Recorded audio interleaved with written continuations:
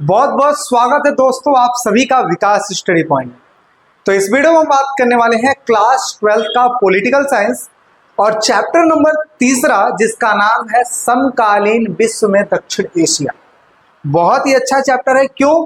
क्योंकि इसमें हम भारत के बारे में पढ़ने वाले हैं और भारत के आसपास के जो पड़ोसी देश हैं उनके बारे में हम चीज़ों को देखने वाले हैं। तो बहुत ही अच्छा चैप्टर है ये, आपको बहुत सारी चीज़ सीखने को मिलेगी। तो पूरी वीडियो को अच्छे से देखिएगा और ये एग्जाम के पॉइंट ऑफ व्यू से भी ज़्यादा इंपॉर्टेंट है, ठीक है। और साथ ही साथ मैं आपको बता दूं, नोट्स करने के बाद आप लोग को इंपॉर्टेंट क्वेश्चन करना जरूरी है। तो इंपॉर्टेंट क्वेश्चन कैसे होगा सर? तो इंपॉर्टेंट क्वेश्चन करने के लिए मैं सेपरेट वीडियो लाऊंगा और उसको चैप्टर एंड होने के बाद इंपॉर्टेंट क्वेश्चन जरूर देखना ताकि आपको आइडिया लग पाए किस किस टाइप्स के क्वेश्चंस आते हैं, ठीक है। सारी चीज की करवाने की जिम्मेदारी मेरी है, बशर्ते बात इतनी है कि आप बस चीजों को करते रहिएगा, चीजों को समझते रहिएगा। साथ ही साथ मैं आपको बता दूं, संडे को 7 बजे, ठीक है, आपका डाउट क्लासेस लगेगा, ठीक है। और किस पे लगेगा? जूम एप्लीकेशन पे लगेगा और उसके लिए नंबर मैंने दिया हुआ है, डिस्क्रिप्शन में मेरा नंबर है। आप उस पर मैसेज कीजिए, ग्रुप में ज्वाइन हो जाइए ताकि 7 बजे जब मैं संडे को लाइव आऊं तो उसमें आप कनेक्ट हो पाए, ठीक है। चलिए करते हैं चीजों की शुरुआत और देखते हैं। चलिए सबसे पहले हम समझते हैं चैप्टर का नाम। देखिए चैप्टर का नाम क्या कहता है? चैप्टर का नाम जो लिखा है दक्षिण एशिया और समकालीन विश्व, यानी कि समकालीन विश्व में देखा जाए तो दक्षिण एशिया किस तरीके का है और उसमें कौन कौन सी प्रणाली चलती है। तो देखिए इस चैप्टर में हम बात करने वाले हैं भारत के बारे में, जो कि ऑलरेडी आपको पता है भारत में लोकतंत्र की व्यवस्था है। साथ ही साथ बात करेंगे पाकिस्तान के बारे में, थोड़ी सी बात करेंगे अफगानिस्तान के बारे में, नेपाल के बारे में, भूटान के बारे में, बांग्लादेश के बारे में, श्रीलंका के बारे में, मालदीव के बारे में। इनके साथ हमारे देश का संबंध कैसा है, कुछ अच्छे संबंधों की बात करेंगे, कुछ बुरे संबंधों की बात करेंगे। तो उन सारी चीजों को हम करने वाले, इसलिए मैंने आपको कहा था कि भारत के पड़ोसी देशों के बारे में इस चैप्टर में हम पढ़ने वाले हैं, ठीक है। तो देखिए सबसे पहले क्या क्या टॉपिक को हम करने वाले हैं ये चीज देख लीजिए। क्या है दक्षिण एशिया, इसके बारे में हम समझने वाले हैं। दक्षिण एशिया की भौगोलिक विशेषताएं क्या है, मतलब किस तरीके की इसकी बनावट है, पूरब में क्या है, पश्चिम में क्या है, उत्तर में क्या है, दक्षिण में क्या है, इसके बारे में हम बात करेंगे। पाकिस्तान में सेना और लोकतंत्र किस हिसाब से काम करती है, बांग्लादेश में लोकतंत्र का संकट, ठीक है, बांग्लादेश में लोकतंत्र की व्यवस्था किस तरीके से अपनाई गई, किस तरीके से पाकिस्तान से अलग हुआ हमारा बांग्लादेश, ठीक है। आगे बात करते हैं नेपाल में राजतंत्र और लोकतंत्र के बारे में बात करेंगे। श्रीलंका में जातीय संघर्षों के बारे में बात करेंगे।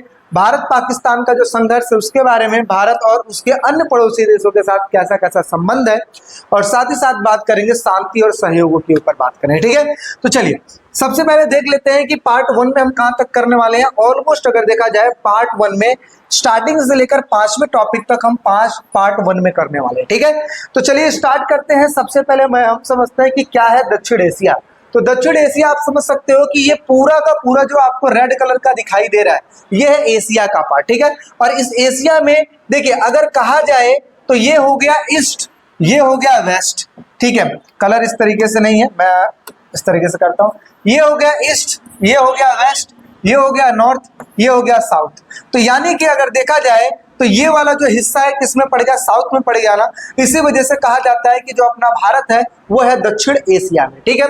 तो ये है दक्षिण एशिया का हिस्सा और इसके बारे में हम बात करने वाले हैं कि क्या है दक्षिण एशिया। तो देखिए दक्षिण एशिया की अगर भौगोलिक बनावट की अगर मैं बात करूं तो उत्तर में हिमालय से लेकर दक्षिण में हिंद महासागर तक, यानी कि उत्तर में हिमालय से लेकर दक्षिण में हिंद महासागर तक, ठीक है। पूरब में बंगाल की खाड़ी से लेकर पश्चिम में अरब सागर तक, यानी कि पूरब में बंगाल की खाड़ी से लेकर पश्चिम में अरब सागर तक ये फैला हुआ है। तो आप कह सकते हो कि जो अपना दक्षिण एशिया है, अगर बात किया जाए उत्तर में हिमालय से लेकर दक्षिण में हिंद महासागर तक, पूरब में अगर बात किया जाए तो बंगाल की खाड़ी से लेकर पश्चिम में अगर देखा जाए तो अरब सागर तक ये फैला हुआ है, ठीक है। आगे क्या है? दक्षिण एशिया के किन देशों में कौन सी शासन व्यवस्था, अगर हम बात करें कि कौन से देशों में कौन सी शासन व्यवस्था है तो उसमें अगर हम बात करें तो भारत और श्रीलंका में देखा जाए तो लोकतंत्र है, यानी कि अगर भारत में देखा जाए और श्रीलंका में देखा जाए तो लोकतंत्र की व्यवस्था है जो कि बहुत ही बखूबी तरीके से चलती है। साथ ही साथ बात किया जाए पाकिस्तान और बांग्लादेश की अगर मैं बात करूं तो यहाँ पर कभी कभी तो लोकतंत्र कायम हो जाता है तो कभी कभी सेना का शासन लागू हो जाता है।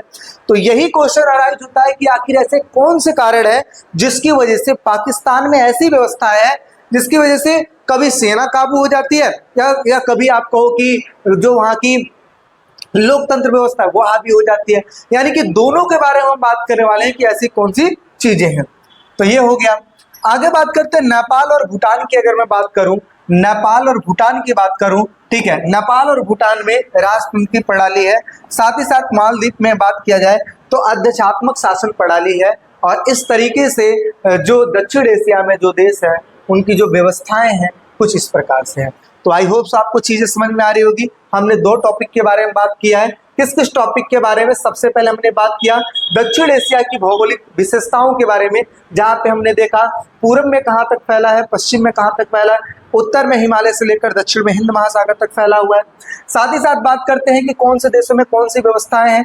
तो भारत श्रीलंका में लोकतंत्र की व्यवस्था है, पाकिस्तान और बांग्लादेश में लोकतंत्र और सैनिक तानाशाह है। साथ ही साथ नेपाल और भूटान में राजतंत्र है, मालदीव में अध्यक्षात्मक शासन प्रणाली है। ये चीज हमने पढ़ लिया, ठीक है। चलिए और आगे बात कर लेते हैं जी। आगे अगर हम समझे तो यहाँ पे देखिए, अब समझते हैं सार्क। ये हो जाता है अपना इंपॉर्टेंट क्वेश्चन, क्योंकि आता है 6 नंबर में या फिर आता है 4 नंबर में। इन चीजों को रिकॉर्ड करके रखिएगा, या तो 4 नंबर में पूछ सकता है या तो 6 नंबर में पूछा जा सकता है। जैसे कि हमने पिछले चैप्टर में बात किया था, किस चीज के ऊपर हमने बात किया था? आसियान के ऊपर, कि आसियान क्या है, तो हम उसका फुल फॉर्म देखे थे। यूरोपीय संघ के बारे में हमने पढ़ा था। अब इस चैप्टर में हम पढ़ेंगे सार्क के बारे में, SAARC, ठीक है। एस का मतलब होता है साउथ, ए का मतलब होता है एशियन, ए का मतलब होता है एसोसिएशन फॉर क्या, आर का मतलब होता है रीजनल, सी का मतलब होता है कॉपरेशन। यानी कि देखा जाए दक्षिणी एशियाई क्षेत्रीय सहयोग संगठन है ये, ठीक है। दक्षिणी एशियाई क्षेत्रीय सहयोग संगठन को क्या कहा जाता है? सार्क कहा जाता है। जो कि इस प्रकार से इसमें टोटल देखा जाए तो 8 देश है। स्टार्टिंग में अगर देखा जाए तो इसमें 7 देश थे, आगे चलकर अफगानिस्तान इसमें जुड़ गया, इसलिए टोटल कितने देश हो गए? 8 देश हो गए, जो कि आपको नजर आ रहा होगा झंडे के साथ, ठीक है, देश का नाम लिखा हुआ है। आगे बात करते हैं इसके मुख्यालय की। बात किया जाए कि इसकी स्थापना जो है वो कहाँ हुई थी, तो कहाँ हुई थी? 1985 में ढाका में की गई थी। मुख्यालय की बात किया जाए यानी कि हेडक्वार्टर की बात किया जाए तो हेडक्वार्टर कहाँ है इसका? नेपाल यानी कि काठमांडू में देखने को मिलेगा। सदस्य देश कौन से हैं? यही जो है अफगानिस्तान, भूटान, मालदीव, पाकिस्तान, बांग्लादेश, इंडिया, नेपाल और श्रीलंका। इस प्रकार से टोटल सार्क के अगर देखा जाए टोटल 8 देश हो गए। समझ में आ रही बात है? चलिए बहुत ही बढ़िया। आप लोग ने सार्क के बारे में थोड़ा सा इंट्रोडक्शन देखा, जिसमें आपने देखा कि 1985 में ढाका में इसकी स्थापना की गई थी। साथ ही साथ इसका जो मुख्यालय है नेपाल काठमांडू में है।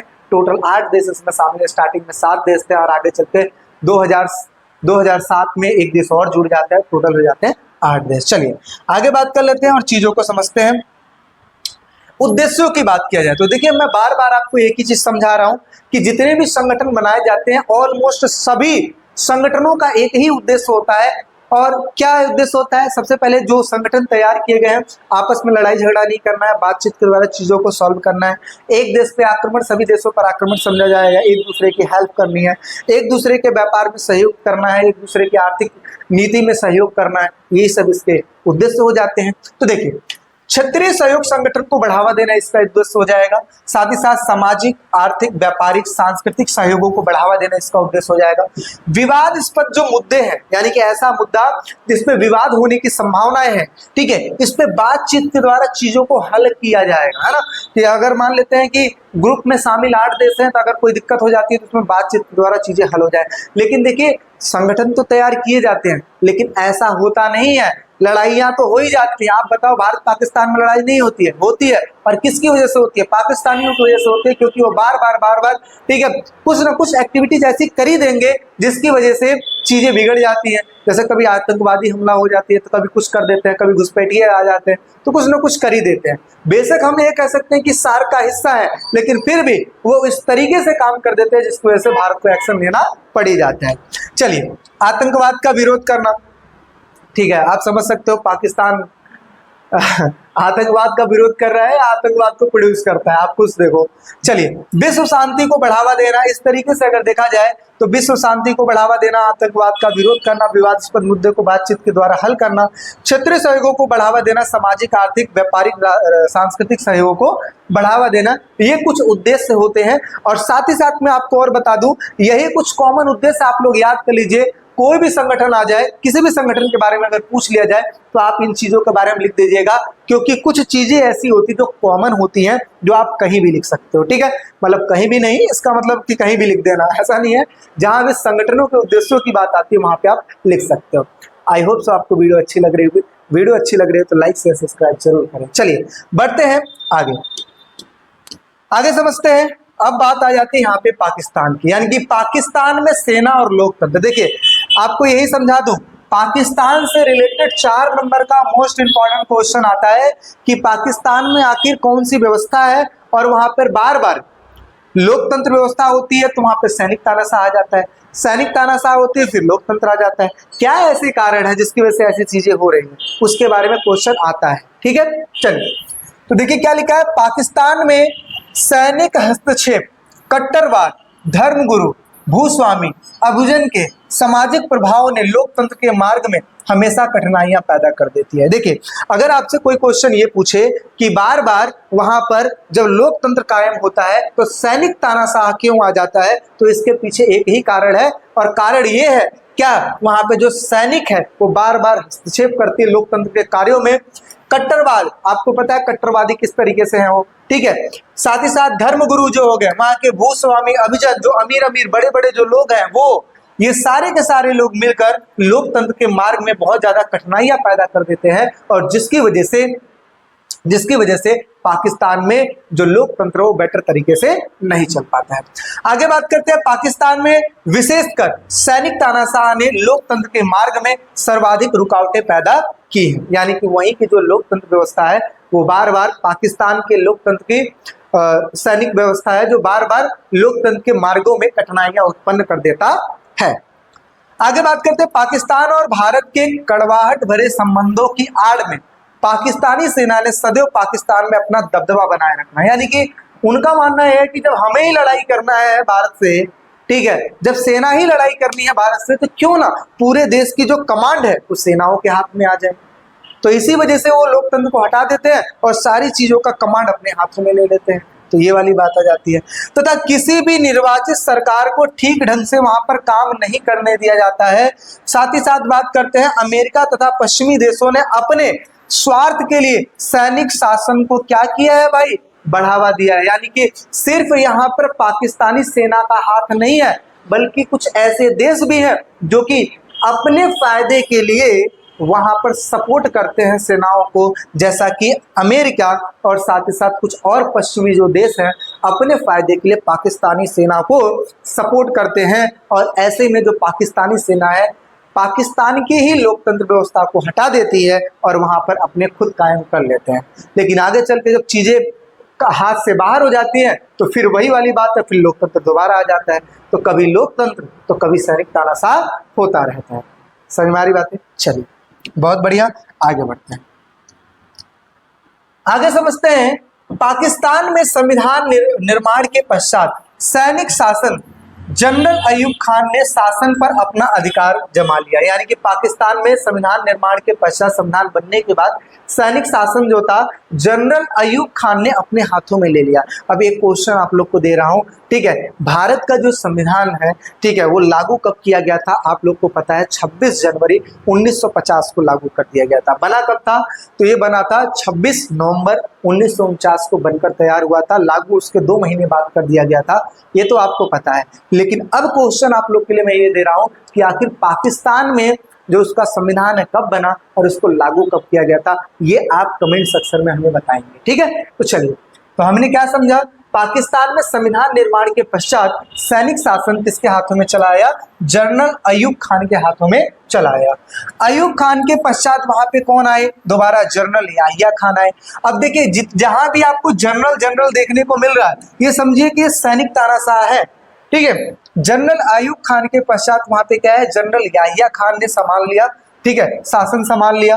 1977 में जनरल जिया उल हक ने लोकतंत्र सरकार को हटाकर शासन व्यवस्था की जो बागडोर है अपने हाथों में ले ली। आगे चल के 1999 में जनरल परवेज मुशर्रफ ने प्रधानमंत्री नवाज शरीफ का तख्ता पलट कर दिया और तानाशाही सरकार की स्थापना कर दी। यानी कि ये कुछ एग्जाम्पल ऐसे लिखे हुए हैं जहां पर जो जनरल थे उन्होंने लोकतंत्र की व्यवस्था को हटाकर खुद का शासन लेके आ गए। 2-3 एग्जाम्पल आपके सामने हैं। 1977 में जनरल जियाउल हक ने क्या किया था, वहां पर इनको 77 में पूरा बागडोर संभाल लिया था। साथ ही साथ 1999 में अगर देखा जाए जनरल परवेज मुशर्रफ ने क्या किया था, नवाज शरीफ को वहां से हटाकर सारी व्यवस्था अपने हाथ में ले ली थी। ठीक है, आगे बढ़ते हैं। पाकिस्तान में लोकतंत्र की असफलता के क्या कारण है? अब देखिए वही क्वेश्चन फिर दोबारा रिपीट हो रहा है, बस ये है कि थोड़ी थोड़ी सी चीजें चेंज हो रही हैं। यानी कि पाकिस्तान में अगर बात किया जाए लोकतंत्र की असफलता के क्या क्या कारण है, तो देखिए पाकिस्तान में लोकतंत्र के मार्ग में सेना ने सदैव बाधा उत्पन्न की है। यानी कि वहां की जो सेना है लोकतंत्र में हमेशा बाधा उत्पन्न की है। जैसे पाकिस्तान में धार्मिक कट्टरता ने भी लोकतंत्र को सफलतापूर्वक कार्य करने नहीं दिया है। तो हमने क्या क्या बात किया था, पाकिस्तान में सेना व्यवस्था अच्छे से काम नहीं करने देती है, कट्टरवादिता काम नहीं करने देती है, वहाँ के जो धर्म गुरु हुए गए अभिजन लोग हैं वो अच्छे से काम करने नहीं देते हैं और इसी वजह से पाकिस्तान में लोकतंत्र अच्छे से कायम नहीं हो पाता है। पाकिस्तानी पश्चिमी देशों ने अपने व्यक्तिगत लाभ के लिए पाकिस्तान को लोकतंत्र को सफल नहीं होने दिया है। यानी कि अगर देखा जाए कुछ पश्चिमी देश ऐसे भी हैं जो पाकिस्तान की सेना को ज्यादा से ज्यादा सपोर्ट करती है और इसके साथ साथ वहां पर जो व्यवस्थाएं हैं पाकिस्तान में लोकतंत्र की व्यवस्था है उसको अच्छे से काम नहीं करने देती है। पाकिस्तान में लोकतंत्र की असफलता का एक अन्य कारण ये है कि वहां का आंतरिक संरचना यानी कि ढांचागत संरचना जो बनाया गया वो अच्छा नहीं बनाया गया। हमारे देश में देख लीजिए किस तरीके से व्यवस्था बनाई गई है। पहले 3 प्रकार के सरकार के अंग बना दिया गया है। क्या क्या? विधायिका, कार्यपालिका, न्यायपालिका। तीनों के कार्यों को अलग अलग डिसाइड कर दिया गया है। लोकसभा, राज्यसभा का निर्माण कर दिया गया है। राज्यों के लेवल पर मुख्यमंत्री, राज्यपालों की नियुक्ति कर दी गई है। साथ ही साथ व्यवस्थाओं को बहुत ही छोटे छोटे हिस्सों में तोड़ दिया गया है ताकि कोई दिक्कत परेशानी ना हो। जो सेना का कमांड होता है वो राष्ट्रपति के हाथों में रख दिया गया है। तो बहुत ही बेटर तरीके से सारी चीजों को स्मूथली चलाया जाता है। शायद हो सकता है पाकिस्तान हमारे देश से अगर कुछ चीज सीख सके तो शायद हो सकता है इस प्रकार की चीजें वहां पर ना आए, ठीक है, और इस तरीके की महंगाई वहां पर ना बढ़े। तो इस प्रकार की चीजें वहां की जो आंतरिक ढांचागत जो संरचना है वो भी अच्छे से काम नहीं आती है। आगे, पाकिस्तान और भारत के कड़वाहट भरे संबंधों की आड़ में पाकिस्तानी सेना ने सदैव पाकिस्तान पर अपना दबदबा बनाकर रखा है और शायद यही कारण है वहां पे लोकतंत्र अच्छे से सफल नहीं हो पाता है। वही जो पिछला टॉपिक हमने किया है, जो ये टॉपिक किया है, ऑलमोस्ट चीजें ऊपर नीचे एक दूसरे से मिलती जुलती है। ठीक है, चलिए और बढ़ते हैं आगे। अब इसके बाद हम पढ़ते हैं बांग्लादेश के संकट की बात करते हैं। बांग्लादेश के संकट, देखिए भाई एक छोटी सी स्टोरी में आपको समझा देता हूं, ठीक है, इससे आप कनेक्ट कर पाओगे सारी चीजों को। हुआ क्या, जब अपना देश आजाद हुआ, आजादी के साथ साथ समझ में आया कि आजादी के साथ साथ ये भी डिसाइड हो गया कि भारत और पाकिस्तान नाम के 2 प्रकार के देश बनाए जाएंगे। ठीक है, यानी कि अब पाकिस्तान को अलग करना था भारत से और ऐसी स्थिति में ऐसा कोई इलाका ऐसा नहीं था जहां पर मुस्लिम वर्ग ज्यादा हो, लेकिन फिर भी 2 इलाके ऐसे देखे गए जहां पर मुसलमानों की संख्या ज्यादा थी। एक पश्चिम में थी तो एक पूरब में थी। ऐसे सिचुएशन में ये कहा गया कि अब जो पाकिस्तान है कोई एक नहीं बल्कि 2 बनाया जाएगा, एक पश्चिम में बनाया जाएगा तो एक पूरब में बनाया जाएगा। तो ये जो जितना भी आपको इस कलर का येलो रंग का दिखाई दे रहा है ये पश्चिमी पाकिस्तान है और जितना भी आपको आगे दिखाई दे रहा है ये पूर्वी पाकिस्तान है। यानी कि पाकिस्तान एक नहीं बल्कि 2 बनाए गए, एक पूर्वी पाकिस्तान बनाया गया, एक पश्चिमी पाकिस्तान बनाया गया। आगे चल के सारी व्यवस्थाएं ठीक ठाक ऑलमोस्ट चली रही थी। आगे चल के पश्चिमी पाकिस्तान ने क्या किया, पूर्वी पाकिस्तान में पूरा का पूरा कंट्रोल अपने हाथों में लेना शुरू कर दिया। अब ऐसे सिचुएशन में जो पूरब के जो लोग थे वो पश्चिम के जो पश्चिमी पाकिस्तान से उनसे बिल्कुल परेशान हो चुके थे। ऐसे में पूर्वी पाकिस्तान वालों ने अपना वहां पे एक नेता चुन लिया और जब ऐसी बात पश्चिमी पाकिस्तान वालों को पता लगती है तो पश्चिमी पाकिस्तान वालों ने यहाँ पे कार्रवाई करना शुरू किया और जब कार्रवाई किया 1971 में तो ऐसे में जो पूर्वी पाकिस्तान था उसने भारत से हेल्प मांगी, भारत ने हेल्प की और ये जो युद्ध है ये बड़ा युद्ध हो गया, क्योंकि पश्चिमी पाकिस्तान ने सीधा हमला बोल दिया भारत के ऊपर, क्योंकि भारत ने पूर्वी पाकिस्तान की सहायता की थी। अब ऐसे में माना जाता है कि ये जो युद्ध है बहुत ही भयानक होना शुरू हो गया, क्योंकि पाकिस्तान का सपोर्ट करने आ गया अमेरिका, और अमेरिका के साथ अन्य देश शामिल हो गए थे पाकिस्तान का सपोर्ट करने के लिए। साथ ही साथ उस समय भारत की जो हेल्प कर रहा था वो सोवियत संघ कर रहा था, इट मीन्स रूस कर रहा था। अब ऐसे में लोगों को लग रहा था, विश्व को लग रहा था कि तृतीय विश्व युद्ध हो जाएगा, लेकिन ऐसा कुछ नहीं हुआ और आगे चल के पूर्वी पाकिस्तान को आज़ाद करा दिया गया। और ऐसे में जो बांग्लादेश है उसका निर्माण किया गया 1971 में, पूर्वी पाकिस्तान से बांग्लादेश को कन्वर्ट कर दिया गया और ऐसे में पश्चिमी पाकिस्तान के चंगुल से पूर्वी पाकिस्तान को आज़ाद करा दिया गया। तो ये थी टोटल स्टोरी, ठीक है। इसी को हम कहते हैं बांग्लादेश संकट। आगे चल के फिर यहाँ पे लोकतंत्र की व्यवस्था स्थापित होती है, लेकिन चीज़ें यहाँ पर भी उतनी अच्छी नहीं चल पाती, क्योंकि ये भी तो इन्हीं से अलग हुए हैं ना, तो जो व्यवस्था इनकी चल रही है उसी व्यवस्था इनकी भी चलेगी। तो बस वही है, दोनों देशों में वही है, कभी कभी वहाँ पे लोकतंत्र व्यवस्था आ जाती है तो कभी कभी वहाँ पे सैनिक तानाशाह आ जाती है, ठीक है। तो उन्हीं सभी चीज़ों के बारे में हम बात करने वाले हैं। आगे बात करते हैं। अच्छा, यहाँ पे एक चीज मैं आपको समझा दूं, देखिए भारत की ही वजह से आज बांग्लादेश अस्तित्व में है, लेकिन इसके बावजूद भी बांग्लादेश कुछ ऐसी गतिविधियां कर ही देता है जिसकी वजह से भारत को, है ना, परेशानियों का सामना करना पड़ जाता है, ठीक है। जैसे इनको तो ये करना चाहिए, इनको तो ये हमारा एहसान मंद होना चाहिए कि आज भारत की वजह से बांग्लादेश आजाद है ना, लेकिन वो उस चीज के ऊपर ध्यान देते नहीं है, बल्कि चीजें ही उल्टी सीधी करते हैं। चलिए आगे बात करते हैं। अब टॉपिक क्या है, बांग्लादेश की शासन व्यवस्था का संकट। देखिए क्या लिखा है, बांग्लादेश पाकिस्तान का अंग था जिसे पूर्वी पाकिस्तान कहा जाता था, यानी कि इसको पहले पूर्वी पाकिस्तान कहा जाता था। यह बंगाल और असम के हिस्से को काटकर बनाया गया था, यानी कि अगर देखा जाए यहाँ पे बंगाल और इधर बात करते हैं असम से काटकर बनाया गया था। पाकिस्तान यहाँ पर अपना दबदबा बनाकर रखता था और यहाँ पर जबरदस्ती उर्दू भाषा थोप रहा था और वहाँ की संस्कृति को क्या कर दे रहा था, नष्ट कर दे रहा था। क्यों? क्योंकि बंगाल से है तो भाई बंगाली वगैरह भी तो बोला जाएगा, तो इस ऐसे में उर्दू भाषा थोपना सही नहीं था और इसी की वजह से यहाँ के जो लोग थे वो ज्यादा से ज्यादा परेशान हो गए पाकिस्तान से। आगे क्या हुआ, इसका विरोध यहाँ की जनता करने लगी। पश्चिमी पाकिस्तान के खिलाफ शेख मुजीबुर रहमान के नेतृत्व में जन संघर्ष छिड़ गया, यानी कि ये वही व्यक्ति हैं जिनको पूर्वी पाकिस्तान में खड़ा किया गया और इनको जिता दिया गया, ठीक है। शेख मुजीबुर रहमान की जो पार्टी थी उनका नाम था अवामी लीग। 1970 में सभी सीटों पर विजयी हो जाती है। शेख मुजीबुर रहमान को गिरफ्तार कर लिया जाता है, यानी कि जब पश्चिमी पाकिस्तान को ये बात पता लगती है तो वो वहाँ पे सेना भेजकर इनको गिरफ्तार कर लेते हैं। आगे चल के याहिया खान के दौर में पाकिस्तानी सेना ने बंगाली जनता के आंदोलन को कुचलने की कोशिश कर दी है, यानी कि जब इनको गिरफ्तार किया गया तो पूर्वी पाकिस्तान में बहुत ज़्यादा आंदोलन होना शुरू हो गया। ऐसे में पश्चिमी पाकिस्तान ने सेना भेजना शुरू किया पूर्वी पाकिस्तान में और उसको पूरी की पूरी चीज़ें कंट्रोल करने की कोशिश की। हजारों लोग मारे गए, लाखों लोग शरणार्थी हो गए और ऐसे में बहुत सारे लोग बांग्लादेश छोड़ करके भारत में आना शुरू कर दिए।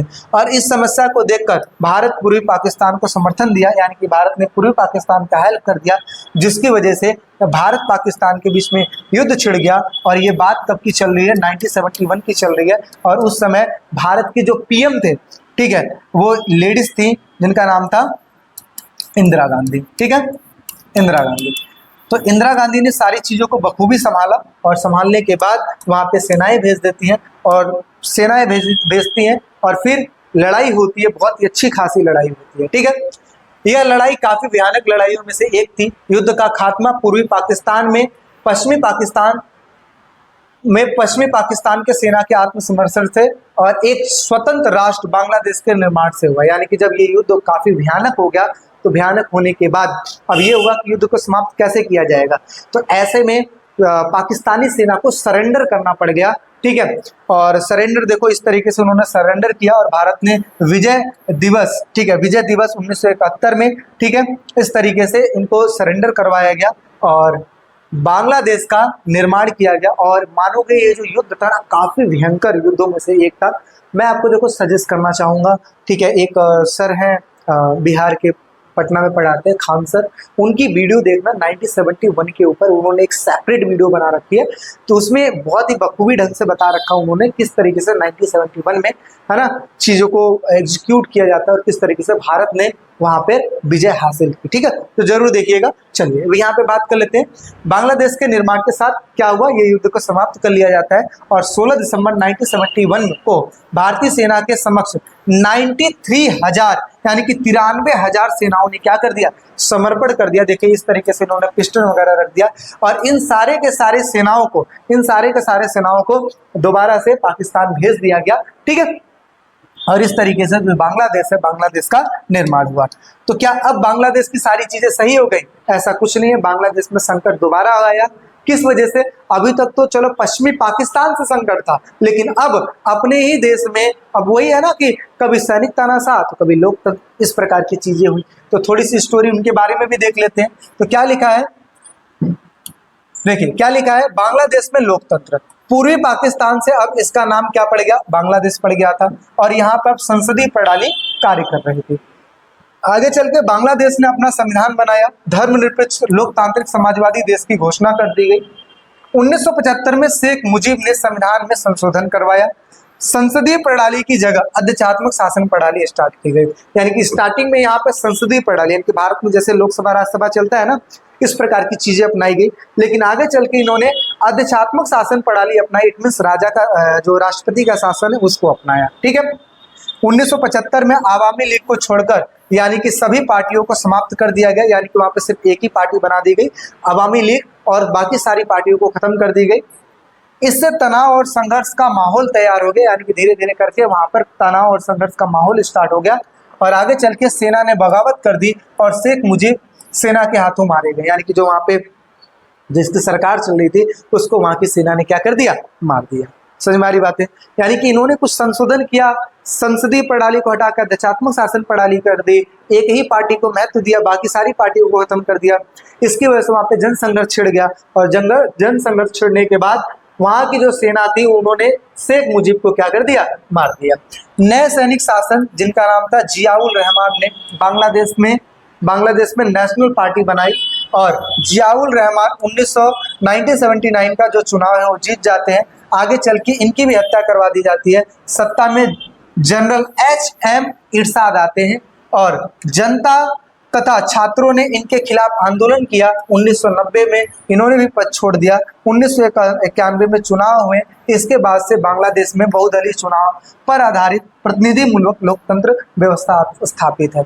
यानी कि देखा जाए यहाँ पे उतार चढ़ाव बहुत ज्यादा देखने को मिले, कभी सेना मार दे रही है तो कभी वहाँ की जो जनता और जो छात्र हैं वो खिलाफ हो जा रहे हैं उनके, और इन्हीं सारी चीज़ों को उठा पटक की वजह से आगे चल के 1991 में वहाँ पे चुनाव होते हैं और चुनाव होने के बाद वहाँ पे बहुदलीय व्यवस्था को स्थापित कर दिया जाता है। बहुदलीय व्यवस्था का मतलब क्या हुआ, बहुदलीय चुनाव का मतलब क्या हुआ, जैसे भारत में बहुत सारी पार्टियां हैं ऐसे वहाँ पर भी बहुत सारी पार्टियों को महत्व दिया गया और यहाँ पे प्रतिनिधिमूलक जो चुनाव है लोकतंत्र उसको महत्व दिया गया। तो ये छोटी सी स्टोरी थी जो कि बांग्लादेश के बारे में थी। अब हम बात कर लेते हैं नेपाल में लोकतंत्र और राजतंत्र। ठीक है, अब बात कर लेते हैं इसकी, नेपाल में लोकतंत्र और राजतंत्र के बारे में बात कर लेते हैं। देखिए क्या लिखा है, नेपाल एक राजतंत्र देश है। यानी कि अगर देखा जाए नेपाल जो है एक प्रकार का राजतंत्र देश था, पर वहां की जनता खुले और उत्तरदायी शासन की आवाज उठा रही थी। यानी कि वो चाहते थे कि जो राजतंत्र यानी कि राजा की जो शासन व्यवस्था है उसको हटा दिया जाए। किसकी शासन व्यवस्था है, जनता का शासन व्यवस्था है। यानी कि जनता खुले रूप से अपने सरकार का चयन करता है। हालांकि देखा जाए जब राजा का शासन होता है तो राजा का बेटा ही राजा बनता है, तो इसकी वजह से जनता परेशान हो जाती है। तो इसी वजह से जनता वहां की डिमांड ये कर रही थी कि वहां पे लोकतंत्र की व्यवस्था स्थापित की जाए। आगे चल के राजा ने सेना के द्वारा शासन पर पूरा नियंत्रण किया। यानी कि ऐसा भी नहीं है कि राजा ने तुरंत ही बात मान लिया जनता का, नहीं, सबसे पहले नियंत्रण करने की कोशिश की, क्योंकि कल की डेट में जनता और भी तो डिमांड मांग सकती है। आगे 1990 में एक सफल जन आंदोलन हुआ। राजा ने लोकतांत्रिक संविधान की मांग मान ली। यानी कि उन्होंने ये कहा कि चलो आप लोकतंत्र की मांग कर रहे हो, हम दे दिए। ठीक है, आगे नेपाल में लोकतंत्र ज्यादा कामयाब नहीं रहा और माओवादियों का नेपाल पे बहुत ज्यादा प्रभाव था। देखिए हुआ क्या, स्टार्टिंग में राजतंत्र था, फिर जनता ने डिमांड की, फिर वहां पे लोकतांत्रिक चीजें स्थापित की गई, लेकिन फिर आगे चल के लोकतंत्र की व्यवस्था वहां पे अच्छे से काम नहीं आ पाई। फिर उसके बाद चीजों को कन्वर्ट कर दिया गया दोबारा से राजतंत्र में। तो क्या लिखा है, अच्छा वहां की जो माओवादी जो है, माओवादी शब्दों की वहां पे एक रहने वाले लोगों का नाम है माओवादी, ठीक है, उनकी संख्या वहां पे ज्यादा है। तो इनका नेपाल में बहुत ज्यादा प्रभाव था। माओवादियों का राजा तथा अभिजनों से सशस्त्र विद्रोह था। अब देखिए, जो माओवादी हो गए उनका किससे विवाद चल रहा था, राजा से विवाद चल रहा था, और साथ ही साथ अभिजन से, अभिजन का मतलब होता है वहां पे जो बड़े बड़े लोग होते हैं ना, पूंजीपति लोग होते हैं, उनके साथ विवाद चल रहा था, ठीक है।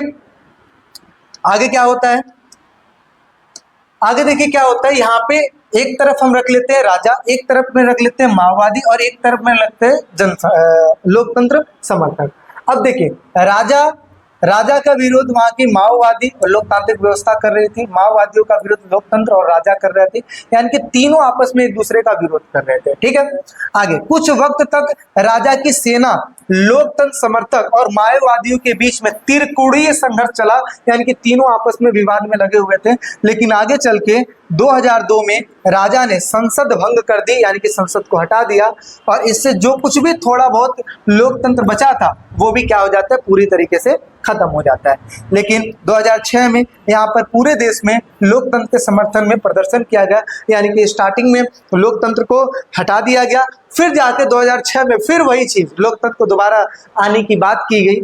आगे आंदोलन में 7वां पार्टी अलायंस बनाया गया, और इसमें माओवादियों के कार्यकर्ता सबने मिलकर समर्थन दिया, और वहां संविधान सभा के लिए काम चल रहा है। माओवादियों ने संघर्ष करना छोड़ दिया, और इस प्रकार से नेपाल में लोकतंत्र के लिए काम शुरू हो गया है।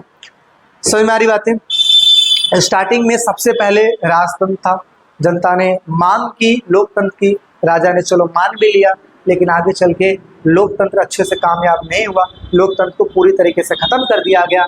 फिर उसके बाद एक त्रिकोणीय संघर्ष चला, किसके बीच में, राजा के बीच में, माओवादी के बीच में, लोकतंत्र समर्थन के बीच में। चीजें उठापटक तो हुई, लेकिन आगे चल के जनता ने फिर समर्थन दिया, ठीक है, फिर समर्थन दिया लोकतंत्र को, और फिर वहां पे लोकतंत्र के लिए काम चल रहा है, ठीक है। यानी कि कभी राजतंत्र चला, फिर लोकतंत्र चला, फिर राजतंत्र आया, और फाइनली लास्ट टू लास्ट वहां पर लोकतंत्र के लिए काम चल रहा है। तो इस तरीके से ये नेपाल की स्टोरी है। देखिए, जो सबसे ज्यादा जो मेन चीज मैं आपको बताता हूँ इस चैप्टर में, दो ही चीज है। क्या, एक आप बात कर लीजिएगा पाकिस्तान के बारे में, चीजें याद कर लीजिएगा, और एक जो आगे मैं पढ़ाऊंगा श्रीलंका के बारे में। आपने 10वीं क्लास में तो पढ़ा है, लेकिन फिर भी वो चीज सत्ता की साझेदारी में आप लोग ने 10वीं क्लास में पढ़ा है, लेकिन फिर भी इस चैप्टर में आप पढ़ोगे श्रीलंका के बारे में, वहाँ की जातीय संघर्ष के बारे में। ये दो चीजें ज्यादा इंपॉर्टेंट है। आई होप सो आपको चीजें समझ में आई होगी, और किसी भी चीज में कोई दिक्कत परेशानी है तो आप मुझे कमेंट सेक्शन में कमेंट कीजिए। नंबर भी दिया हुआ, आप उस पर व्हाट्सएप पर मैसेज कीजिए, ग्रुप में ज्वाइन होइए, चीजों को अच्छे से कीजिए, और बस मिलते हैं फिर एक नेक्स्ट वीडियो में। अभी के लिए फिर टेक केयर, बाय।